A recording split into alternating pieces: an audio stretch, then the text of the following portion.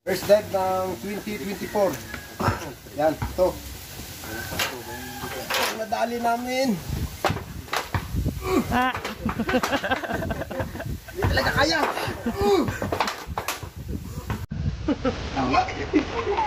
Sorry, hindi.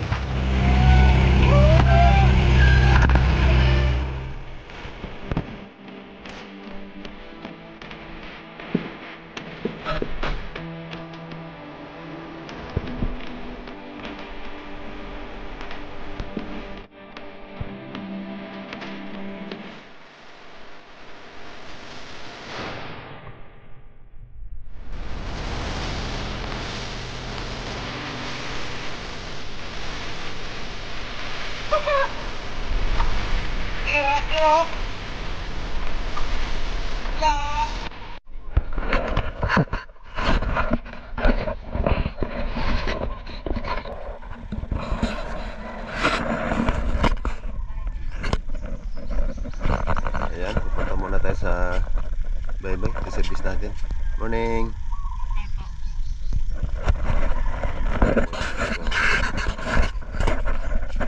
Service natin mga spero. Yan! Sa taong ito, unang araw na ating pag day dive sa bye-bye.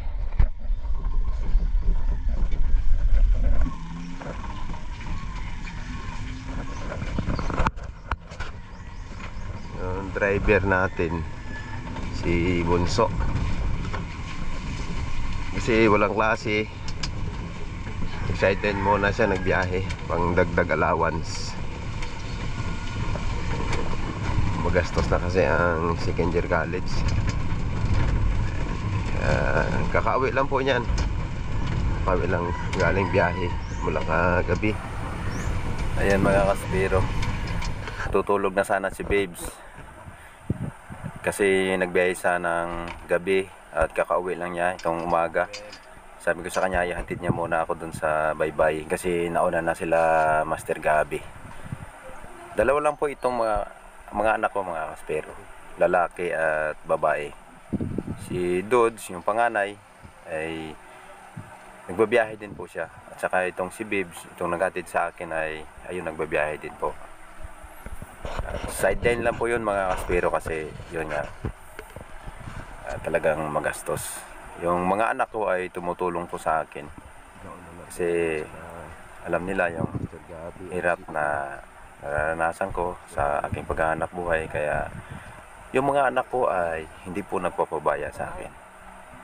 Yan mga kaspiro, dito na tayo sa bye-bye at sigurado po ako na sila Master Gabi ay kanina pa nag-aantay. Ganda ng panahon, ganda ng dagat. Yan mga kaspiro. Mga kaspiro, yung video ko po na in-upload nung nakarang araw, nung nakarang ano pa po yun, nung nakarang paninisid ko pa po yun. Pero tumigil po ako ng mga 1 buwan at kalahati na hindi po ako nakapagsisid. Kaya ngayon, first day ng 2024, ito po ang unang araw na paninisid natin. Sana ay hindi ako manibago ng gusto. At malalim kasi ang spot natin mga kaspero. Morning! Morning, Speros! Pulaw ako. Pulaw. Nabisis ako ng katukod. Sorry. Ayan. Buhat na tayo. Ayaw.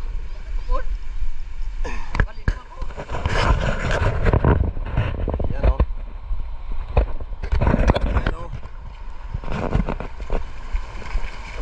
Ayan.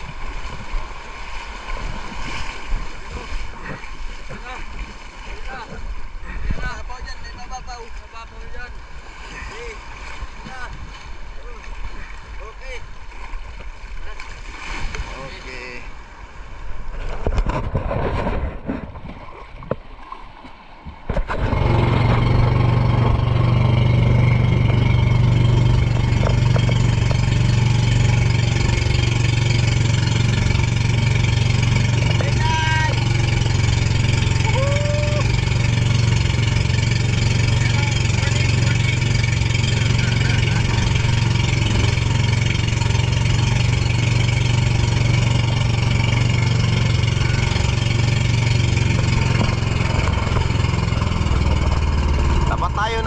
Soon Shangri-La.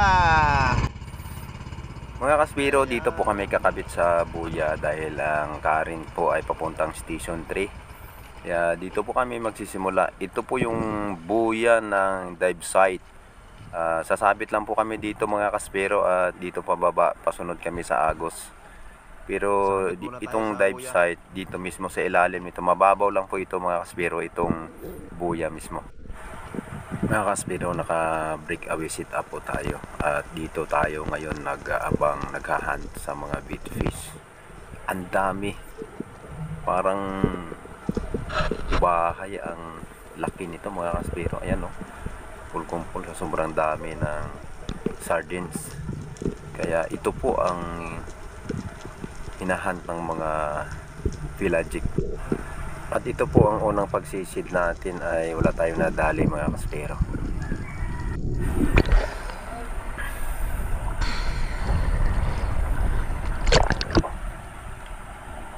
Sa pangatlong pagkakataon mga kaspero, kasi ang pangalawang sisid dating kanina ay nakapana po ako ng King Mac at natanggal, sayang. Gitna pa naman na ang tama nun mga kaspero, kaso nga lang malayo siya, kaya hindi siguro nakatagos yung bala ng pana natin at natanggal po siya. Pero sa totoo lang hindi naman sayang yun kasi kakainin lang ng pating yun Ang lugar kasi na to mga kaspero dito sa second wall ay maraming pating, kaya sila po ang makikinabang. Sana tayo na sana.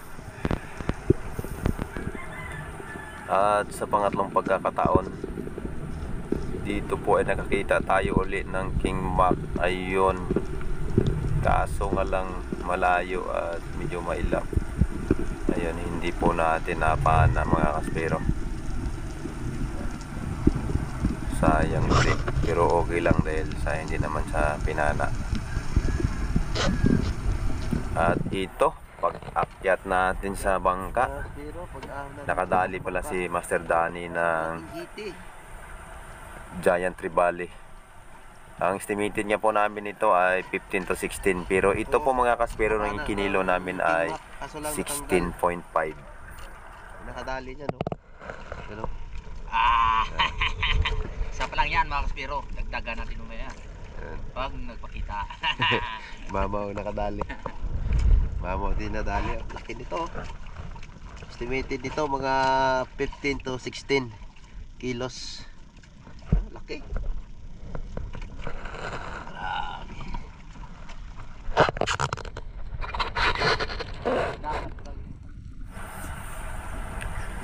Sa lahat po ng nagpapa-shoutout, shoutout po sa inyong lahat. At maraming salamat po sa walang sawang pagtitiwala at pagsuporta ng aking YouTube channel. At sa mga nagko-comment po na sinasabi po nila na ingat lagi sa pagdadive, na-appreciate po namin yan. Kaya kami po ay dubling pag-iingat ang ginagawa namin.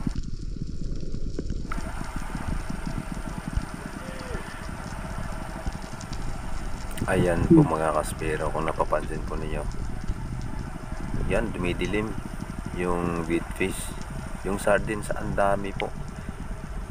Kung napapansin po ninyo ay lagi akong tumitingin sa gilid nila, kasi yung mga pelagic na naghahunt sa kanila ay dito sa gilid, hindi mismo sa gitna ng itong bait fish. Kaya sabi nga nila Master Gabi, wag daw ako titingin dito sa itong grupo ito. Dapat daw laging sa gilid kasi yung mga pelagic daw ay nasa gilid. Pero sa pagkakataong ito mga kaspero ay wala tayong nakita. Ayan, ang dami.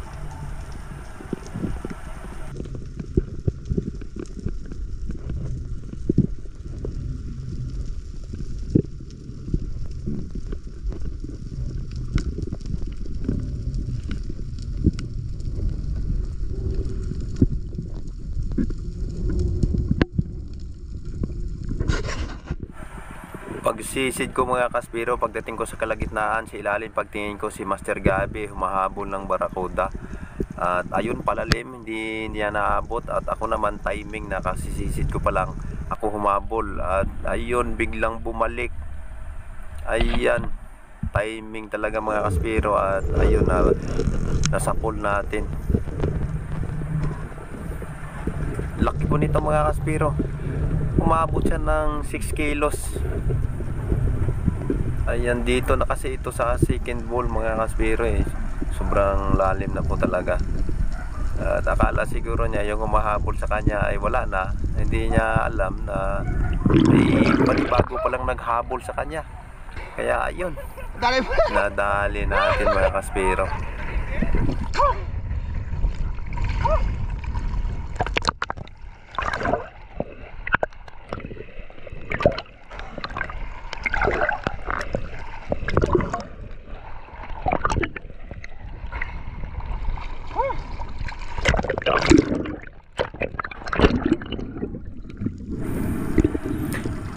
Mga kaspiro, sinisid po ito ni Master Gabi para ito po ay ma-second shot, kasi alam namin na medyo malayo at alam talaga namin na hindi tumagos yung bala. Kaso nga lang eh, talagang nagpapakain tong isdang ito, kaya hindi natanggal. Kaso nga lang, pagdating doon sa ilalim ay hindi pinana ni Master Gabi. Ayan, tinignan niya muna at kanyang ginawa po ay tinusok at hinawakan sa hasang. Hindi na niya pinana. Nung nakausap ko siya nga mga kaspiro eh, hirap na daw magsangat ulit ng kanyang pana. Kaya hinawakan na niya sa hasang. Kasi nakita niya na hindi talaga tumagos po yung bala ng pana ko. Lapos? Hindi tumagos. Ha? Hindi tumagos? Hindi tumagos. Nagpapakain talaga daw. Lapuso ko gab. Sayang ako pad. Sige, bahol. Bow. Maklapos. Ay, Bino yun para ako kuya. Sayang. Laptop kasi kurputang iki. Kurpan pa. Ay, abo. Laki. Tanaw kay darat. Ha? Kita ka mo ka padalom? Diyan ka sa lawag. Oo. Diyan ka sa lawag. Oo. Nagpatartas ka to, ginalagas-lagas na kon. Hindi mag-profit, nagpapunto ako, imo to, nagpatag ko. Oo. Tulang ko sa imo. Wala ko na ako sa bao. Kita na ko nga ginalagas mo, ginalagas ko man. Oo. Ay tapos ay nag-anor ikaw, ako nagdiretso, ay lumiko. Bumalik. Tao ka rin, nagpatanong ko ako. Oo. Ito na to, ako nang nagigil na. Iyaros rin doon magulang. Ito ka rin.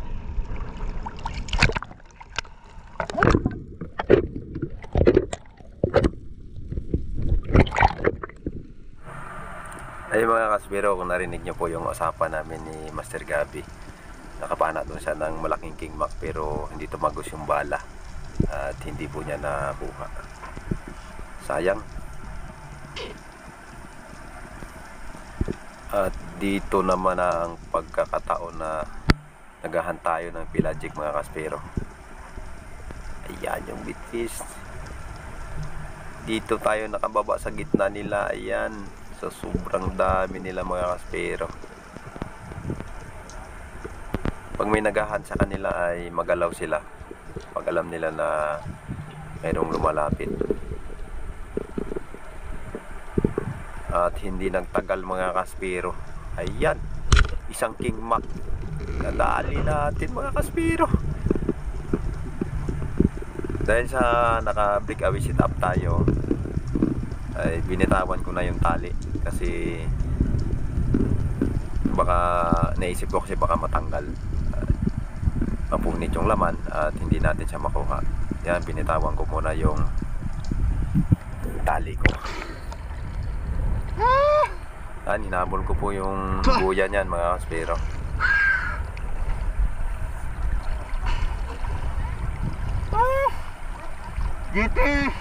Si Master Gabi at saka si Master Danny po ay malayo sa akin sa pagkakataong ito.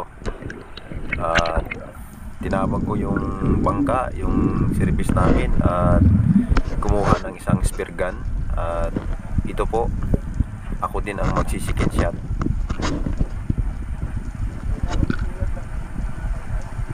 Ayan. Kasi medyo malayo sa mga kaspero. Pagkakaalam ko rin ay hindi tumagos yung bala ng pana. Kaya para ma-secure talaga natin yung isda na to ay chicken shot. Okay na, Diyos. Yung pinaka-the-best na ginawa natin. Ayun, itong king mac natin mga kaspero ay 9.5. Swerte, nakadalawa po tayo ng isda sa first dive natin ng 2024. Isang barracuda na 6 kilos at isang king mac na 9.5. O, di ba mga kaspero? Grabing biyaya. At itong king mac po ay binili ng buo. Isang tao lang po ang bumili nito. Dahil sa 9.5, ang binayaran po nila sa atin ito ay umabot ng 3,300 mga kaspero sa king mac pa lang. Di ba? Laking biyaya mga kaspero. Swerte. Ito yung mga sinasabi nating jackpot. Sa sobrang lalim ng lugar ay nakakadali pa tayo ng mga ganito kalaki. Ah.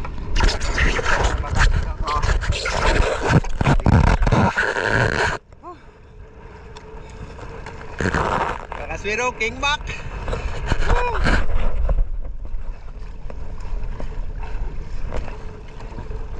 Yan ang laki.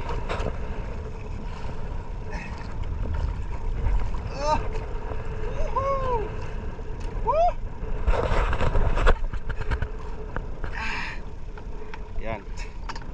Laki mga kaspiro, laki. Oh. Oh. Ganti natin. Agi. Muntik na mga kaspiro, kita natin. Mukhang king mac ang magkilaw ng kita natin mga kaspiro.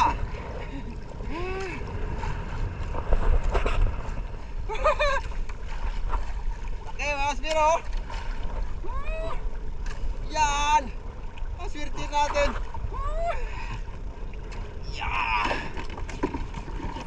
Kung napapansin niyo po mga kaspero, tapat lang po ng diniwid yung spot natin. Dito lang kami naghahunt ng mga pelagic kasi dito yung mga bitfish. At ito, sumisid po ako uli. At nagbabaka sakali pa na makadali pa.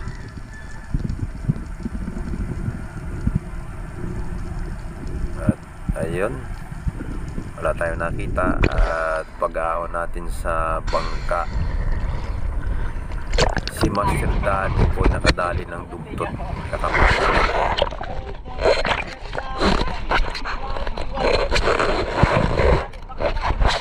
Uwi na kami! Pero nakadali ng dugtot na naman! Si Danny! Ako! Si Master Gabi ngayon ang wala! Nakatatlong pana ako kaso supply. Sino? Dugtot mo! Papana pa lang ni Master Danny! Grabe! Kaso lang, wala nang pag-asang makapana ako, uwi na kami! Bukas naman, bukas! Bukas naman daw! Ay, dali rin daw pansit. Oh, yung pansit ang tali. Sobrang bukas po sa itrapiskan ko ay kapala. Ah. Laki na dugtot. Dami raw pating mga kasiro, dami. Laki! Lalaki daan, lalaki. Laki! Nakakatakot! Dami daw pating.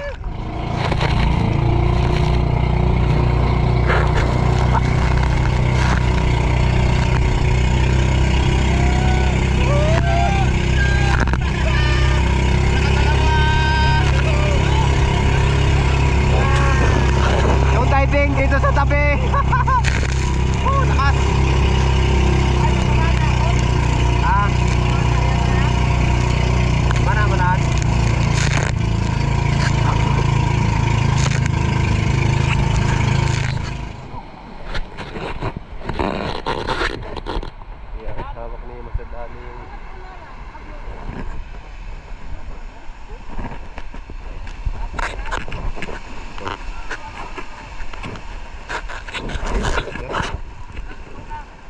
nadali ni Master Danny na GT.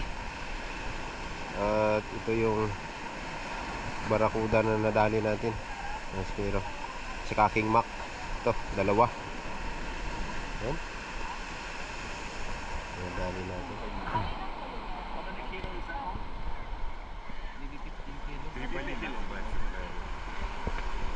Tribali.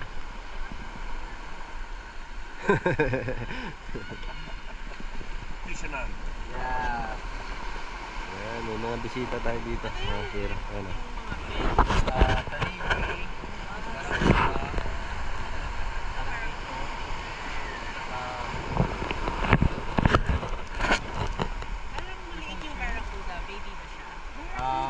Medyo malaki na ito, no? Good size na po yan, ma'am. Good size na. Good size na. Mga ano na siguro to, kalating taon. Ano na yan? 6 kilos or 6 kilos.